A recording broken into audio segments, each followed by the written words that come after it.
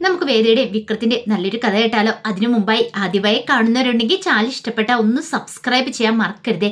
Video ഇഷ്ടപ്പെടുവാണെങ്കിൽ like ചെയ്യാനും നിങ്ങളുടെ വിലയേറിയ അഭിപ്രായങ്ങളൊക്കെ രേഖപ്പെടുത്താനും മറക്കരുത് കേട്ടോ.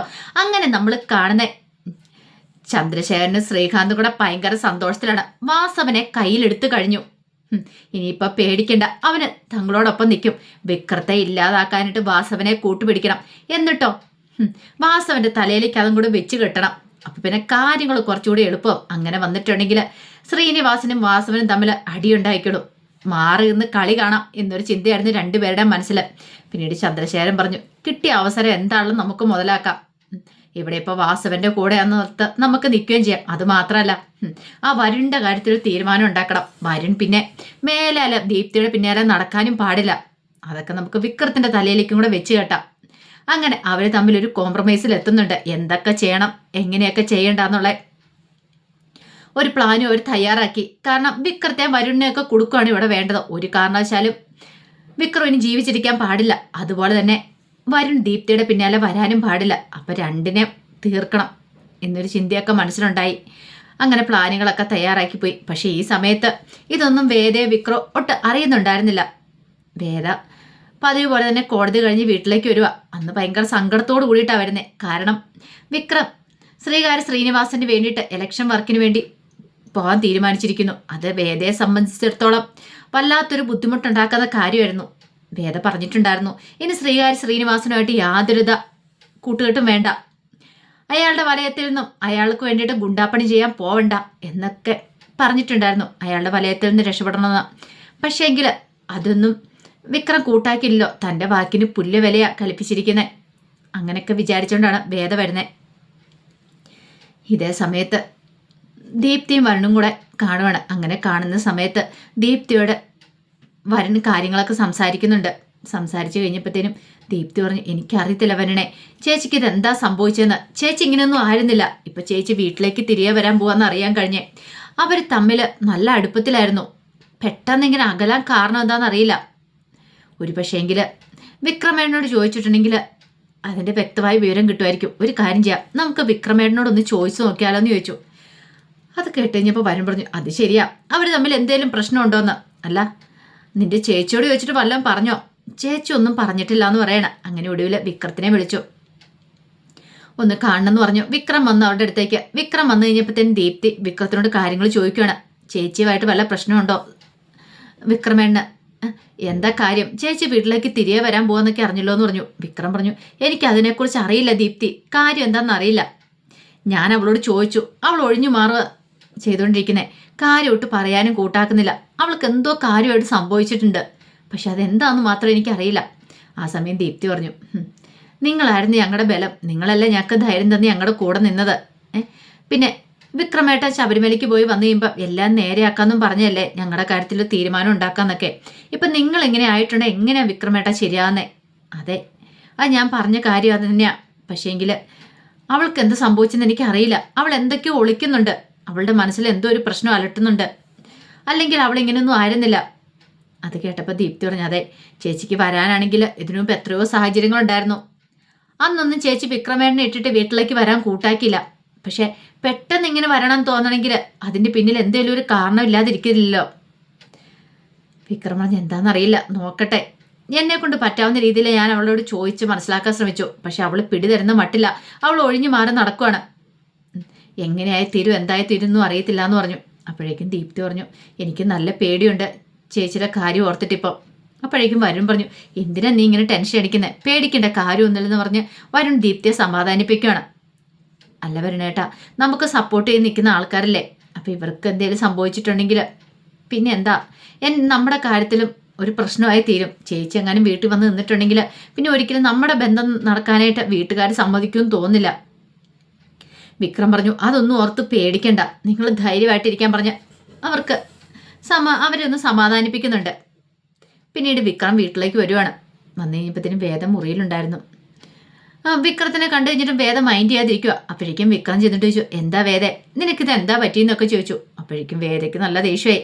കാരണം വേദ നോക്കിക്കഴിഞ്ഞപ്പം വിക്രത്തെ അകറ്റാനായിട്ട് പറ്റിയൊരു സമയം ഇതെന്ന് തോന്നി. ശ്രീനിവാസനുമായിട്ട് ബന്ധം കൂടാൻ പോവരുമെന്ന് പറഞ്ഞിട്ട് അതൊന്നും അതൊന്നും വിക്രം അനുസരിക്കാതെ പോയല്ലോ. അപ്പൊ ആ പേര് പറഞ്ഞ് തനിക്ക് വിക്രമായിട്ട് ഉടക്കുണ്ടാക്കാം എന്നൊരു ചിന്തയായിരുന്നു വേദയുടെ മനസ്സിൽ. വേദ പറഞ്ഞു, വിക്രം നന്നാവും തീരുമാനിച്ചിട്ടില്ലല്ലേ എന്ന് ചോദിച്ചു. അപ്പോഴേക്കും വിക്രം ചോദിച്ചു, അതെന്താ വേദ അങ്ങനെ പറഞ്ഞേ? ഓ, ശ്രീനിവാസന് വേണ്ടി വീണ്ടും ഇറങ്ങിത്തിരിക്കാൻ തീരുമാനിച്ചില്ലേ? അപ്പോഴേക്കും വിക്രം പറഞ്ഞു, അത് പിന്നെ എലക്ഷൻ വർക്കിന് വേണ്ടിയിട്ട്.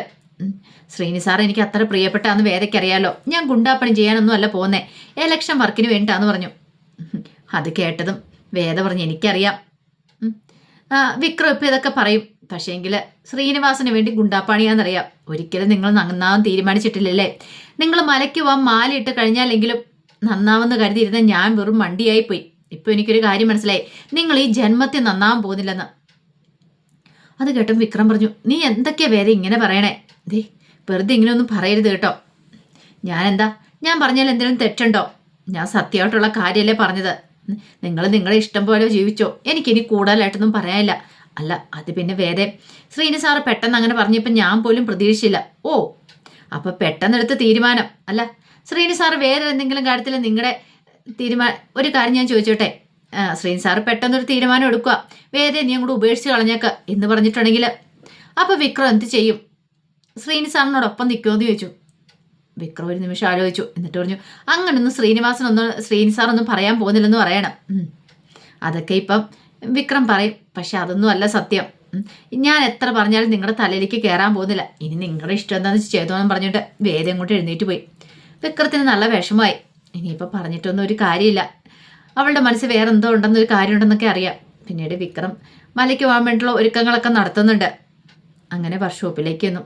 വർക്ക്ഷോപ്പിൽ വിക്രത്തിൻ്റെ കൂടെ രാജേട്ടനും ഒക്കെ മലയ്ക്ക് പോകുന്നുണ്ട്. അങ്ങനെ രാജേട്ടനുമായിട്ടൊക്കെ സംസാരിച്ചിരിക്കുകയാണ്. അപ്പോഴേക്കും അനിയങ്ങോട്ടും ചോദിച്ചു, അല്ല വിക്രം, എവിടുന്നാ കെട്ടി നിറച്ച് പോണേന്നൊക്കെ ചോദിച്ചും പറഞ്ഞു. വീട്ടിൽ നിന്ന് കെട്ടി നിറച്ച് പോകാനായിട്ടാ ഉദ്ദേശിച്ചിരിക്കുന്നത്. അങ്ങനെയാണെങ്കിൽ വീട്ടിൽ വെച്ച് തന്നെ കെട്ടുനിറ നടത്താമെന്നൊക്കെ പറയാണ്. അങ്ങനെ അതിന് വേണ്ടുന്ന കാര്യങ്ങളൊക്കെ നടത്തുന്നുണ്ട്. ഈ സമയത്ത് ശ്രീകാന്ത് വേദയെ വിളിക്കുകയാണ്. ശ്രീകാന്ത് വേദയെ വിളിച്ചിട്ട് വേദയോട് സംസാരിക്കുകയാണ്. നിന്റെ അച്ഛൻ തിരികെ വന്നു, അപ്പം പറഞ്ഞ കാര്യങ്ങളൊക്കെ എന്തായെന്ന് ചോദിച്ചു. അപ്പോഴേക്കും വേദ പറഞ്ഞു, വിക്രം അധികം വൈകാതെ മലയ്ക്ക് പോകും. ഞാൻ പറഞ്ഞല്ലോ, വിക്രം മലയ്ക്ക് പോയതിന് ശേഷം ഞാൻ അങ്ങോട്ടേക്ക് വന്നിരിക്കും. ഞാൻ തന്ന വാക്ക് മാറാൻ പോകുന്നില്ല. ഇനി വാക്ക് മാറിയാലുണ്ടല്ലോ, മുമ്പേ ഉണ്ടായ അനുഭവം ഉണ്ടല്ലോ, ഇനി അങ്ങനെയൊന്നും ആയിരിക്കില്ല സംഭവിക്കാൻ പോകുന്നേ. അതുകൊണ്ട് വരുന്ന നിനക്ക് നല്ലത് എന്നൊക്കെ പറഞ്ഞിട്ട് കോള് കട്ട് ചെയ്തു. വേദയ്ക്ക് നല്ല ടെൻഷനായി, ഭയങ്കര ബുദ്ധിമുട്ടായി. വീട് വിട്ടിറങ്ങുന്നതിനെക്കുറിച്ച് ചിന്തിക്കാൻ പോലും പറ്റുന്നില്ല. അങ്ങനെ വേദ വിഷമിച്ചിരിക്കുമ്പോഴത്തേനും കമല അങ്ങോട്ട് വന്നു. കമല വന്നിട്ട് പോലും വേദ അറിഞ്ഞില്ല. വേദ ഇതിനെക്കുറിച്ച് തന്നെ ചിന്തിക്കുമായിരുന്നു. കമലയ്ക്ക് അറിയാം വേദയുടെ മനസ്സിൽ എന്തോ ഒരു ബുദ്ധിമുട്ടുണ്ടെന്ന്. പക്ഷെ മാഷിനെ കാണാതിരുന്നുള്ള ബുദ്ധിമുട്ടാണെന്ന് കരുതിയിരുന്നേ. പക്ഷെ മാഷ് തിരികെ വന്നിട്ടും വേദയുടെ മനസ്സിൽ വേറെ എന്തോ ഒരു കാര്യമുണ്ടെന്ന് കമലയ്ക്ക് അറിയാം. കമല അതിനെക്കുറിച്ച് ചോദിക്കുന്നുണ്ട്. പക്ഷെ വേദ ഒഴിഞ്ഞു മാറി പോവുക ചെയ്തേ. ഒന്നുമില്ല അമ്മേ എന്നൊക്കെ പറഞ്ഞ് എനിക്ക് പോയി. പക്ഷേ കമലയ്ക്ക് എന്തോ ഭയങ്കര ബുദ്ധിമുട്ടായി. വേദ ഇങ്ങനെയൊന്നും ആയിരുന്നില്ല. ഈ കുടുംബത്തിൽ മൊത്തം ഒരു പോസിറ്റീവ് എനർജി നിറയ്ക്കുന്ന പെൺകുട്ടിയായിരുന്നു. പക്ഷെ പെട്ടെന്നാണ് ഇങ്ങനെ ആകെപ്പാടെ ആള് ഡള്ളായിപ്പോയത്. മാഷിനോട് എന്ന് കമല ആ കാര്യങ്ങൾ പറയണം. എന്ത് പറ്റിയെന്ന് അറിയത്തില്ല മാഷെ, ആകെപ്പാടെ വേദയ്ക്കൊരു ബുദ്ധിമുട്ടാ. ഞാൻ കരുതി മാഷ് വരാത്തത് തന്നെ ആയിരിക്കുമെന്ന്. പക്ഷെ മാഷ് വന്നു കഴിഞ്ഞിട്ടും വേദയുടെ മനസ്സിൽ എന്തോ ഒരു ബുദ്ധിമുട്ടുണ്ട്. ഇനിയിപ്പോൾ വിക്രമായിട്ട് വേറെന്തെങ്കിലും പ്രശ്നം ഉണ്ടോയെന്ന് അറിയത്തില്ല. അത് കേട്ടപ്പോൾ മാഷ് പറഞ്ഞു, ഒരു കാര്യം ചെയ്യാം, വിക്രം മലയ്ക്ക് പോയിട്ട് വരട്ടെ, നമുക്ക് ചോദിക്കാം. അവർ തമ്മിൽ നല്ലൊരു ജീവിതം ഉണ്ടാവണം കമലെ. അല്ലെങ്കിൽ ഈ കുടുംബത്തിന് വേണ്ടിയിട്ട് വേദ ഇത്ര നാളും ഇവിടെ ജീവിച്ചതുപോലെ ഒന്ന് ആലോചിച്ച് നോക്കിയേ. അവളെ ഈ വീട്ടിലേക്ക് വന്നു കയറുന്ന സമയത്ത് എനിക്കൊരു പ്രതീക്ഷ ഉണ്ടായിരുന്നില്ല എങ്ങനെ അവരുടെ ജീവിതം മുന്നോട്ട് പോകുന്നു. പക്ഷെ പിന്നീട് എനിക്ക് മനസ്സിലായി അവൾ ഈ കുടുംബത്തിൻ്റെ ഒരു വെളിച്ചമാണ്. അല്ലെങ്കിൽ ഞാൻ ഇത്രയും കാലം അറിയാതിരുന്ന ആ സത്യത്തിൻ്റെ മറന്നു നീക്കി അത് പുറത്തു വരാൻ കാരണം വേദയാണ് എന്നോട് പറഞ്ഞത് വിക്രം തെറ്റ് ചെയ്തിട്ടില്ല എന്ന്. വേദ ഇല്ലായിരുന്നെങ്കിൽ ഒരുപക്ഷെ മരിക്കുമ്പോഴും ഞാൻ സത്യങ്ങളൊന്നും തിരിച്ചറിയില്ലായിരുന്നു.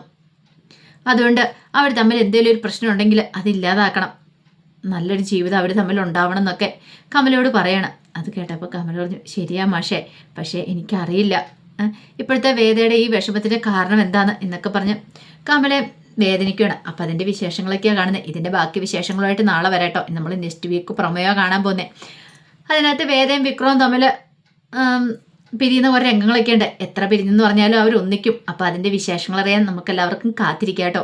ഒരിക്കൽ കൂടി എല്ലാവർക്കും ശുഭരാത്രി നേർന്നുകൊണ്ട് നിർത്തുന്നു. നന്ദി.